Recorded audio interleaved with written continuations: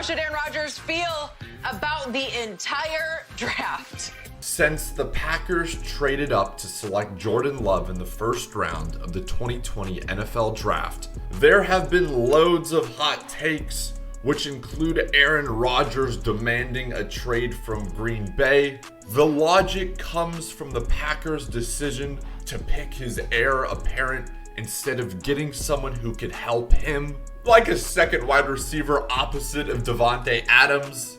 I've seen some wild rumors out there over the past couple days of Rodgers demanding a trade and how Matt LaFleur simply's had enough of Aaron Rodgers' act, which by the way is all speculation and most likely not true at all. So let's discuss the idea, could Aaron Rodgers actually be traded? No, to answer your question, no, he won't be traded. But wait, don't click off the video, hear me out. There are some players who have untradeable contracts because of the dead cap that a team must absorb if they trade or cut them. Guess what? Rodgers is one of those players. His contract is so tough to move, in fact, that he's basically assured to be the Packers starting quarterback through the 2021 season.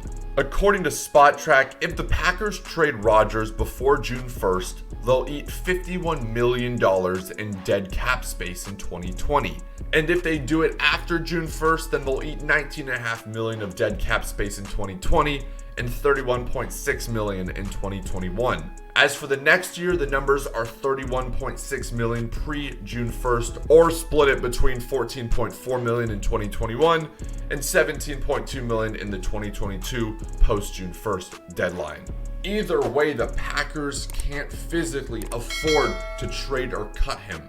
After the 2021 season, there's an out in Rodgers' contract that would cost $17.2 million in dead cap space, which is a lot more reasonable for the Packers if they wanted to part ways with Rodgers.